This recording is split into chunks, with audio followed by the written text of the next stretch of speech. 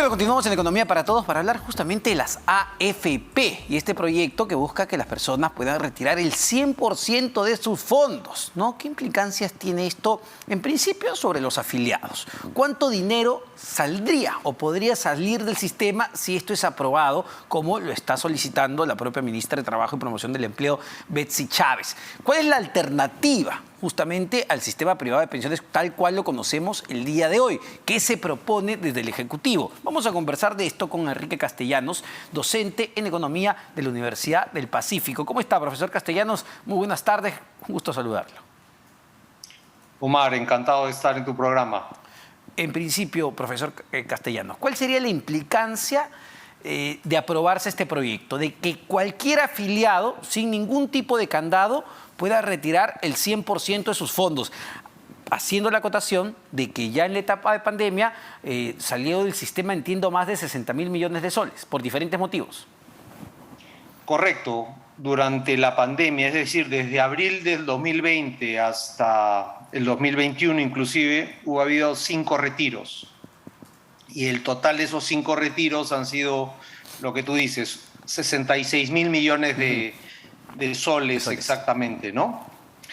Quedan en la AFP alrededor de unos 33.000 millones de dólares. Eso es más o menos un 60% del fondo que teníamos 2 años antes, en diciembre del 2019.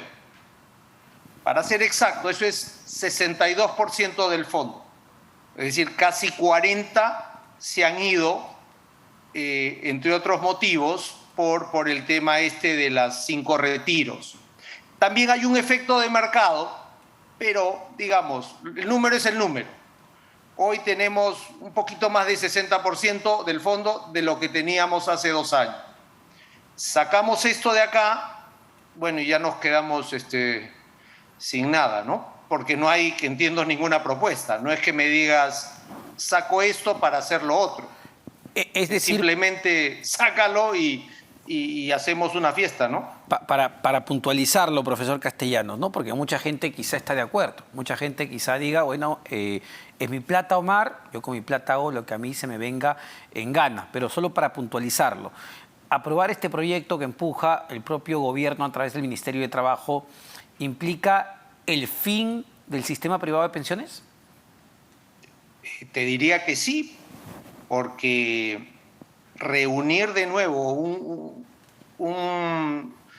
un fondo que costó 30 años armarlo para simplemente retirarlo, o sea, es el fin, ¿no? O sea, lo único que quedaría es el Seguro Nacional de Pensiones y nos vuelven a la línea de partida, ¿no? Y eso es una tremenda factura que le vamos a dejar a las siguientes generaciones, ¿no? Exacto, y a eso iba mi segunda pregunta, ya sobre las implicancias, porque claro, como usted dice, bueno, permitimos esto, mucha gente lo sacará probablemente, lo lleve a sus cuentas bancarias, lo ahorre, lo gaste, lo invierta, cada quien verá qué es lo que hace con su plata el día de hoy. Pero ¿qué implicancias tiene esto en el futuro? ¿Qué implicancias tiene esto para, uno, los afiliados? ¿Qué implicancias tiene esto para el país como sociedad? Sí, esa es la principal crítica, ¿no? Y acá cierro filas con el MEF y lo que dice la CONFIEP y todos los que le han dicho esto es una sinrazón, ¿no? Simplemente acabar con este fondo de pensiones es dejarle la factura, como siempre digo, a mis hijos, a los tuyos y a lo de tu audiencia, ¿no? Porque no es dable en ninguna sociedad moderna que los ancianos se mueran en la calle. Mucha gente que hoy día tiene 40, 50 o 60 que sacan su dinero, cuando lleguen a los 80 años, simplemente no van a tener de qué vivir. El Estado, es decir, nosotros o las personas que pagan impuestos van a tener que mantenerlos. Porque en ese momento no les van a poder decir, bueno, te gastaste tu AFP, ya verás tú, ¿no? Eso no es dable en ninguna, como digo, sociedad que pretende ser moderna, justa, solidaria. Entonces, esto se vuelve, si me permites el ejemplo, como yo me gasto mi plata y ya veré. Esto es como que alguien pretende entrar a un sitio cerrado y fumar. Yo fumo y el daño que le hago a terceros a mí no me importa. Esto es lo que pasaría. Yo me gasto mi plata y ya veré, porque sé que alguien me va a tener que mantener de una u otra forma. Ahora, a ver, pongámonos en el supuesto que esto es aprobado. Cada vez parece un escenario incluso probable, viendo cómo avanza en el Congreso de la República. Si la persona que tiene un fondo, digamos cualquier número, 20.000 soles, profesor Castellanos, retira el dinero, lo pone en su cuenta bancaria, en una cuenta de ahorros, lo que sea. Luego puede inscribirse al sistema público, decir, bueno, lo saqué de acá, pero igual quiero tener una pensión en mi vejez, me voy a la ONP. ¿Podría hacer eso?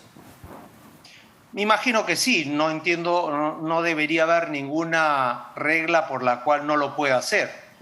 El tema es que si va a tener suficientes años cotizando para poder tener alguna pensión, ¿no?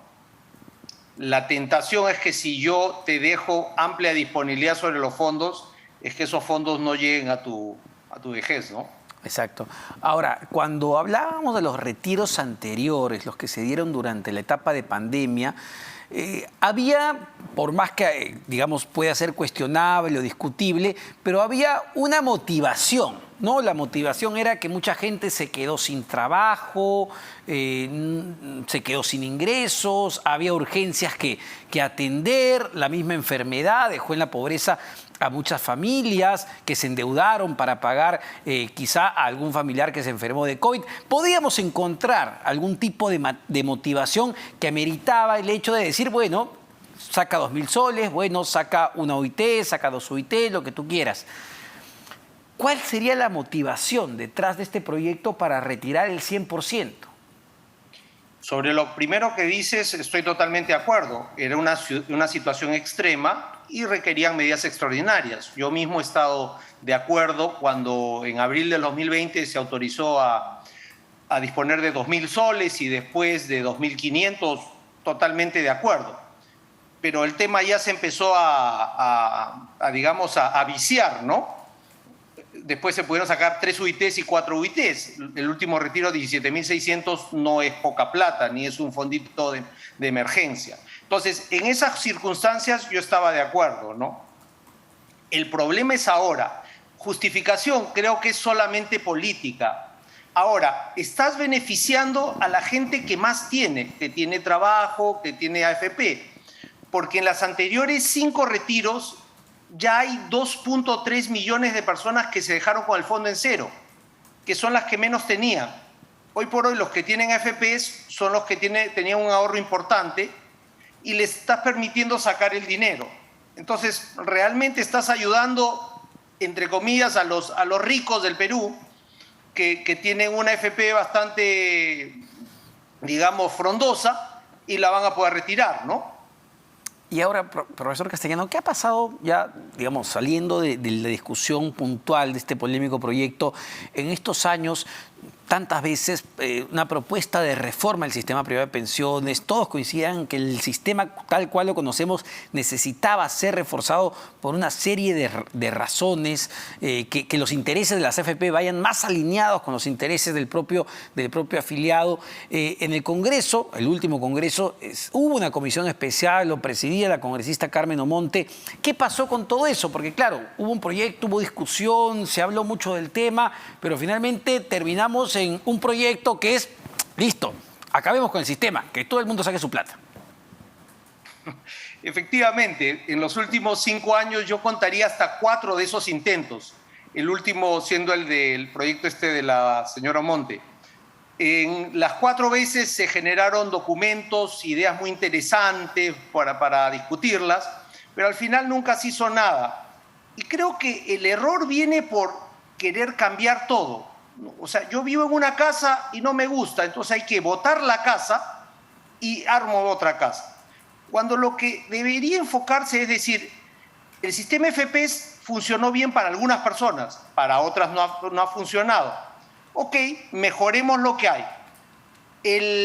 La pensión universal empezó con el gobierno de Humala, extendámosla para que la gente tenga una capa mínima. Y generemos alternativas adicionales. O sea, la idea es sumar. No tengo que quemar todo lo que hay para hacerlo de nuevo. Las AFPs, y acá yo no las defiendo per se, pero han sido una muy buena alternativa para aquellos que pudieron cotizar siempre y trabajar siempre y se han podido retirar con un fondo interesante, ¿no? Ahora, lo cierto... Para todos no ha funcionado. Ahora, lo cierto es, profesor Castellanos, que, y usted mismo lo dice, ¿no? Los que van a poder retirar el 100% de sus fondos son en este momento quizá la clase media alta, que son los que tienen algo, al menos en sus fondos, que ha quedado. Pero el gran problema de fondo es que se está pensando para ese gran grueso de trabajadores peruanos que están en la informalidad o que tenían su AFP, ya no tienen ni un sol, como usted lo dice.